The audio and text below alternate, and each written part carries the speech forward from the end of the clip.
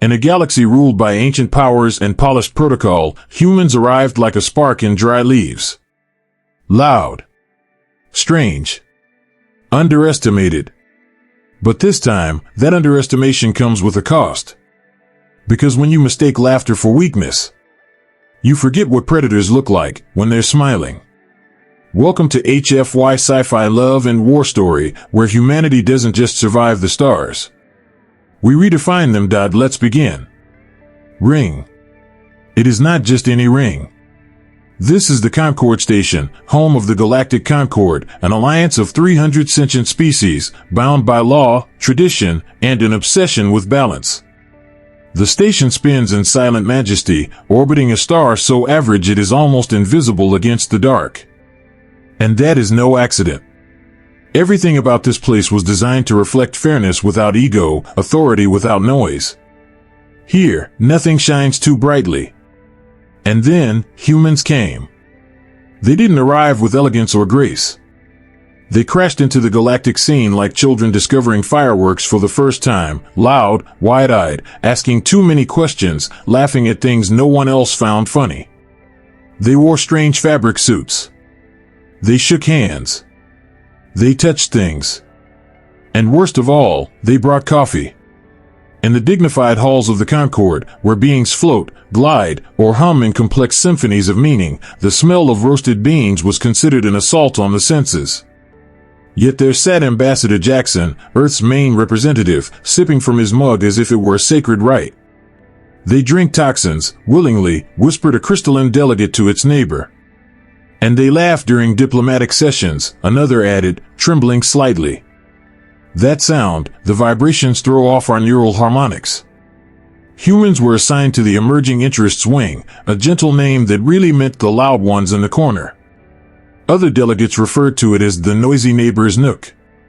Their office was modest, but always full of motion and energy. Assistants rushed back and forth, screens blinked with data, and someone was always laughing. And yet, something strange began to happen. Despite their strange customs and constant grins, the humans submitted perfectly researched proposals. Their trade plans were airtight. Their legal arguments were precise. Their resource requests were backed by data so detailed it made even the archivists of Zrinka pause in admiration. They annoyed everyone. But they also impressed them. And no one could quite understand how both were happening at the same time. Ambassador Jackson, with his too-wide smile and ever-full coffee mug, had a habit of walking into tense meetings and making light jokes that left translators stuttering. Yet behind those smiles, he listened carefully. He took notes. And sometimes, just sometimes, he asked questions that cut deeper than anyone expected. Meanwhile, in the grand chambers of the Concord, a minor diplomatic disaster was brewing, one about seating arrangements for the upcoming Harmony Gala. The alien species claimed that human pheromones would disrupt their taste receptors. The humans responded by suggesting the aliens sit in the storage corridor, where the temperature is perfect for cold-blooded creatures. Most saw it as another silly argument, another moment of human mischief. But they were wrong. Because behind the laughter, something else was moving. While the diplomats were busy drafting formal protests over napkin colors and chair spacing, a hidden operation was underway. In the service corridors of the Concord, those dim, echoing tunnels where no official dared linger, a quiet voice whispered through a secure communicator. The weapons shipment has cleared inspection on 3 planets, the human operative reported. They used diplomatic tags. No one suspected a thing. In the shadows, far from the Gala, humans had been watching. Listening. Tracking. An interspecies crime network had existed for decades, smuggling illegal tech, living cargo, and forbidden biomatter. The Concord security teams had failed to stop them. Or worse, had stopped trying. But humanity hadn't looked away. The humans had infiltrated this network without permission, without fanfare, and without a single leak. Now, they were preparing to strike. Not with threats. Not with loud speeches. But with precision. And as Ambassador Jackson sipped his coffee and joked about modulating expressions of mirth to avoid offending sensitive species, the last pieces of the operation were falling into place. What no one in the Concord understood yet was this. Humans were not just loud. They were listening while laughing. They were hunting while smiling. And soon, the galaxy would find out. The Concord's diplomatic chambers shimmered under soft-spectrum starlight, a design choice meant to calm volatile species. But that day, no light was soft enough to suit what was coming. Inside the Grand Hall, the seating dispute had reached its fifth hour. Voices buzzed across species, some spoken, others chemical, or pulsed in strange harmonic frequencies. Charts floated mid-air, with color-coded maps detailing every delegate's assigned position for the upcoming Harmony Gala. At the center of it all stood Ambassador Jackson, arms crossed, coffee in hand, and smile, just a bit too wide. Perhaps, he said slowly, our Ophidian friends might enjoy sitting near the climate ducks. I hear the cool breeze is ideal for cold-blooded digestion. The chamber froze, literally, in the case of one species sensitive to sarcasm. High Representative S.S. Lin of the Adian meritocracy hissed, their forked tongue flickering in irritation. The pheromones your delegation releases are disruptive. We demand relocation to Sector 4. Ah, Jackson replied, raising his cup. You see disruptive, we call it charm. Behind him, his aide tried not to collapse from anxiety. Around them, the diplomatic committee members blinked, twitched, or glowed in ways that clearly indicated discomfort. But this was the performance. A dance of confusion. A mask. What no one in that chamber knew was that, at that exact moment, across 3 different star systems, something far more serious was unfolding. In a sealed corridor 2 levels below the Gala Planning Committee, a human in unmarked tactical gear stood in silence before a flickering hologram. We've tracked 12 major distribution nodes, the operative said, voice low and steady. 4 financial control points. All identified. All verified. The superior, a compact woman with unnerving stillness in her eyes, nodded. And the shipments? Already through customs. Tagged diplomatic. They don't suspect a thing. Outside, the Concord security divisions continued scanning harmless cargo shipments and organizing parade routes. Not one of them knew that a full military strike was being coordinated right under their feet. There were no alarms, no war drums, only whispers and encrypted bandwidths, silent codes passed through polite conversation, and smiles like Jackson's, warm, but sharp. Later that evening, in the quiet of his office, Jackson flipped through reports with the ease of a man reading bedtime stories. Diagrams of hidden caches, timelines of intercepted communications, and surveillance footage played across a wall-sized screen. He was still smiling when his aide entered, visibly flustered. Sir, the young diplomat said, we've just received formal notification. The Ophidians have officially requested your removal from the Harmony Gala. Jackson didn't blink. He didn't frown. He just looked up, that same calm expression never breaking. Perfect timing, he said. He closed the report with a soft click, as if sealing a door behind him. Tell them we'll prepare our response. But don't send it. Not yet. Wait until after the council meeting tomorrow. The aide hesitated. And the response should be. Jackson leaned back in his chair, shadows from the room's ambient glow catching in the lines of his face. There was something ancient in that moment. Something not entirely diplomatic. Gracious acceptance. Sincere apologies. And our deepest hope for cooperation. The aide nodded, still unsure, still trying to learn the rhythm of a species that danced on the line between jester and predator. As the door closed behind the young assistant, Jackson turned once more to the star map on his display. Red dots blinked, each representing a criminal arm, a node in the vast, illegal trade network that had spread across Concord space like rot beneath paint. But now, the humans knew. And more importantly, the criminals didn't know that the humans knew. They had mistaken the smiles. The laughter. The caffeine addiction. The strange jokes and loud gestures. They had thought humans were foolish. But in the void of space, there are creatures that wear the faces of friends while hiding the instincts of something much older. Something patient. And when they strike, they don't roar. They smile. The chamber of the Galactic Security Council was carved from obsidian glass mined from a dead moon, polished until it shimmered like frozen starlight. Above, light panels mimicked a rotating galaxy, slow and elegant. Every detail was designed to inspire calm, control, unity. But that illusion was about to crack. Ambassador Jackson stood alone in the center. He did not pace. He did not gesture. He simply spoke, clear, calm, and devastating. Honored delegates, I stand before you with evidence, not of suspicion, but of certainty. A soft hum rose as he activated a projection disc. A web of light exploded into the room, interconnected nodes, names, faces, ledgers, and flight paths. 12 major trafficking routes. 4 central command hubs. Multiple species. Billions of credits moved in the shadows. Every word was a scalpel, every image a wound. The more Jackson spoke, the more the room changed.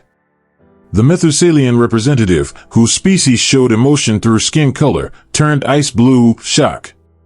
The Walter Marshal's feathers rose on end, a sign of fight or flight instinct. One Cubalan delegate began molting on the spot. Some species emitted pheromones of panic. Others retreated into stillness, a defensive response when overwhelmed. But Jackson remained still, eyes sharp beneath the warm tone.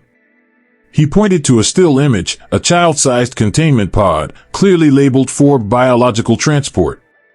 This was recovered last week. The room was silent. Then, red light. It flashed without sound, but every being felt it like a sudden chill in their bloodstreams. The station's AI spoke. Security breach detected. Unknown vessels approaching. Weapon signatures confirmed. All personnel to emergency stations. A dozen delegates leapt from their seats. Some barked in native tongues. Others flickered or dissolved into panic. Display tactical feed, roared the Walter Marshal. The central display flickered, then stabilized, 12 ships, fast and closing in. Design? Unknown. Armaments? Lethal. Intent? Clear. A voice broke the chaos, calm, measured, and unmistakably human. It appears they found out we were watching. Jackson's hand moved slightly to his ear. Jackson to Vigilant. Tactical Situation Alpha. Deploy countermeasures. Authorization Theta 9 Epsilon. The delegates froze again. Confused. Alarmed. Then, 6 more ships dropped out of hyperspace. They did not arrive, they emerged, slicing into normal space with cold precision. Human ships. Not transports. Not escorts. Warcraft. Their hulls were black as vacuum, sharp-edged and silent, like hunting animals holding their breath. They didn't hesitate. No warning shots. No formation shifts. They moved fast and exact. May I introduce, Jackson said softly, the 7th Rapid Response Fleet. The display lit up with movement, boarding pods launched like spears, piercing enemy hulls with magnetic force. Inside those pods, humans. Marines, Jackson explained. Close quarters specialists. Their training includes anti-grav combat, biological hazard engagement, and multi-species tactics. We call them wolves, for good reason. The council watched as one enemy ship tried to flee. Too slow. A human vessel intercepted it, nudged it off course, and locked on. Another tried to power weapons. It was hit with an EMP burst, disabling its core in seconds. These ships were waiting, muttered a delegate. No, whispered another. They were hunting. The truth was unavoidable. This was not a reaction. This was a plan. And it had worked. We leaked our investigation, Jackson continued. To force their hand. It's easier to deal with a snake once it leaves its den. Delegates glanced at one another, searching for some familiar comfort. There was none. This wasn't the bumbling, coffee-drinking species from the noisy neighbor's nook. This was something else. Something far older in spirit. Something that waited with a smile and struck with precision. "You conducted military action without approval," barked the ADN representative. Jackson turned, and for the first time, the warmth left his voice. "When someone points a weapon at your people, you don't wait for permission. You act." The chamber fell silent once more, this time not out of shock, but recognition. The mask had fallen. And underneath it was not chaos. Not diplomacy. It was discipline. Strategy. And something even more dangerous. Patience. The battle was over. The criminal ships had been boarded, their crews taken alive, their command systems cracked open like ripe fruit under human codebreakers. But within the great chamber of the Galactic Concord, there was no celebration. There was outrage. A dozen delegates rose at once, their voices clashing into a storm of frequencies, ultrasound, subsonic vibrations, bursts of electromagnetic scent. One screamed in pure chemical bursts, translating roughly to, "You broke protocol." Another pointed a trembling limb at Ambassador Jackson. "You acted without permission. You brought war to the station." But Jackson did not flinch. He stood in the center of the storm, his suit still crisp, his expression calm as stone under snowfall.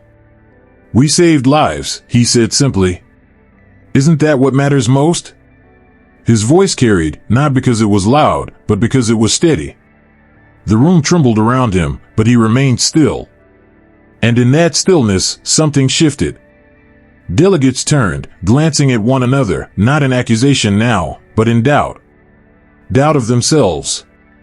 Doubt of what they thought they knew. Because the truth had cracked open like a shell, and inside was something terrifying. "You thought we were naive," Jackson said quietly. "You thought we were diplomats, wearing smiles, offering hands. You were wrong." The chamber dimmed. Not by command, but as if the station itself recognized the weight of what came next. In a smaller room, sealed from public view, the tribunal began. The executive committee of the Concord, 7 of the most ancient and powerful species in the known galaxy, sat across from Jackson. Behind him were 2 human aides, silent as shadows. Observers. Witnesses. "Let us be clear," said Premier Axon Varric of the Dorsan technocracy, his plasma core pulsing brighter with every word. "You manipulated criminal forces into attacking the Concord. You deployed unauthorized military assets. You embarrassed this council before the entire galaxy." Jackson nodded once, respectful. Then raised his eyes. "And in doing so, we dismantled a network your security division failed to stop for 17 standard years." There was silence. Cold. Heavy. "We acted where you would not. We struck where you hesitated. You call it unauthorized. I call it necessary." Delegate Zur of the Adians flared his scales, hissing. "Necessary? You violated interstellar law." "No," Jackson replied, producing a small tablet and placing it on the table. Charter Articles 17 and 29. Emergency authority in the pursuit of threats against one's own citizens. Cross-jurisdiction allowed if immediate risk is evident. Every action we took was within your rules, just not within your comfort zone. There was a pause. The Dorsan delegate leaned forward, voice lowering. "You have revealed yourselves to be far more dangerous than we believed." And here, Jackson changed. His posture straightened. His shoulders no longer slouched in casual diplomacy. His hands folded behind his back. The warmth left his voice. "Every species in this room evolved from predators," he said. "The difference is, we never forgot that we were." No one moved. Not even the air. You were content to believe we were curious, optimistic, unrefined. You mistook our cooperation for weakness. Our laughter for foolishness. But we remember what we are. He tapped the tablet again. New data appeared, flowcharts, transaction trails, encrypted messages decrypted and translated into 16 languages. 3 of your council members have been funding the very organization we dismantled. Shall I read their names? No one spoke. We were going to handle this quietly, Jackson continued, voice now as sharp as glass. But if you're going to try us, then let's speak openly. He looked each member in the eye. Either the Concord reforms, or the galaxy finds out everything. The room remained in dead silence. Lights dimmed further. Even the translator drones hesitated. Because in that moment, every being in that room finally saw him clearly. Not as a diplomat. Not as a politician. But as something far older. A predator in a suit. A hunter behind a handshake.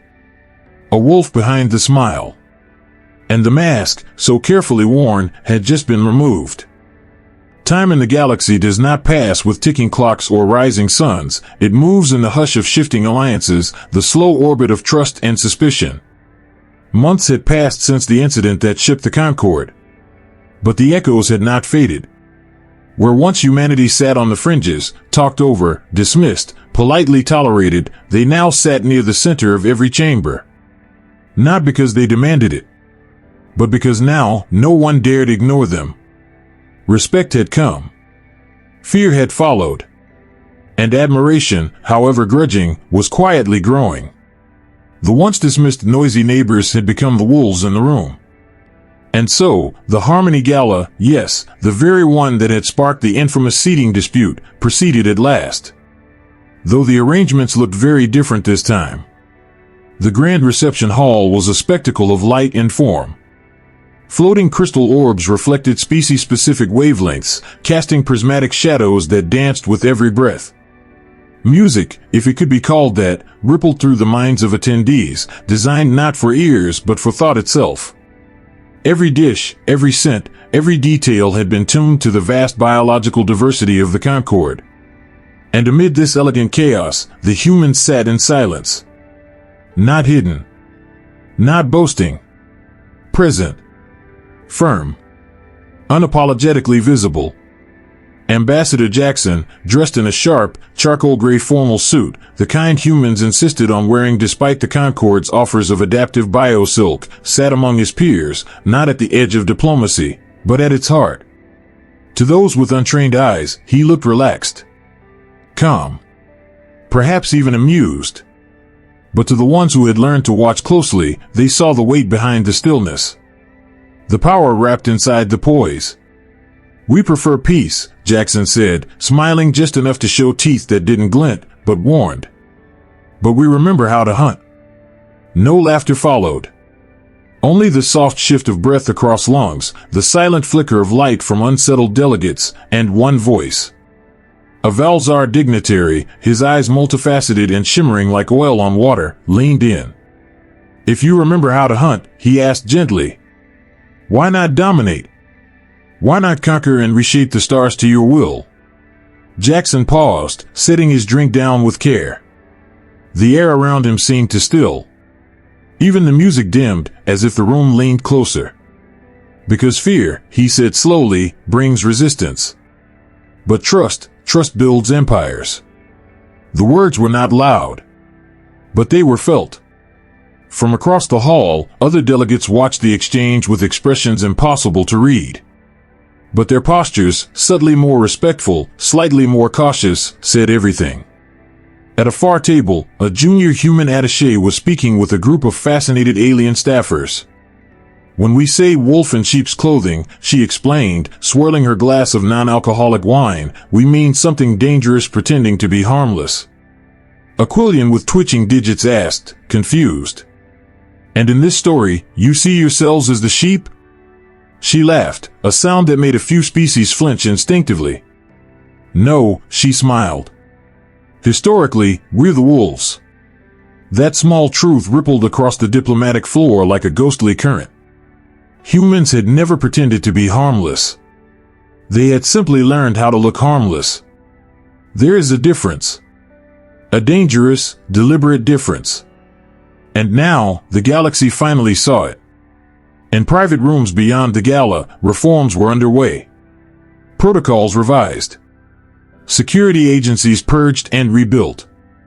Investigations launched into years of hidden corruption, corruption that only the humans had dared drag into the light. And yet, through it all, the Earth delegation remained helpful, gracious, cooperative, always polite. 6 months later, Jackson sat across from the newly appointed High Counselor of the Concord, a venerable being who had once called humanity naive. Now, they watched him with careful eyes. "Why?" the elder asked. "You revealed what you are. You could have taken more power, influence, fear. Yet you still work within the system. Why?" Jackson's expression softened, not with weakness, but with something deeper, vision. "Because domination isn't sustainable," he said. "We think long-term. Fear fades. Trust endures. If we force others to follow us, they will one day rebel. But if we lead well, they will follow on their own." The counselor nodded slowly, a motion measured in centuries. "Your species is contradictory. Predators who prefer peace. Warriors who value diplomacy. Wolves wearing smiles." Jackson smiled gently.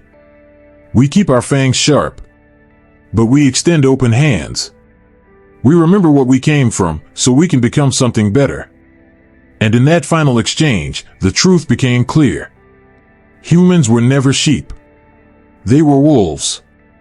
Wolves who had learned to wear the face of peace. Not as a lie, but as a choice. So now you know. Humans never needed to roar. They simply waited. They listened. And when the time was right, they moved. What does it truly mean to be a predator in a galaxy of prey? And more importantly, what happens when the prey begins to admire the predator? Let us know what you think in the comments. Do you believe peace is just a pause between hunts? Or are humans really building something bigger, something the galaxy has never seen before? We're just getting started. See you in the next transmission.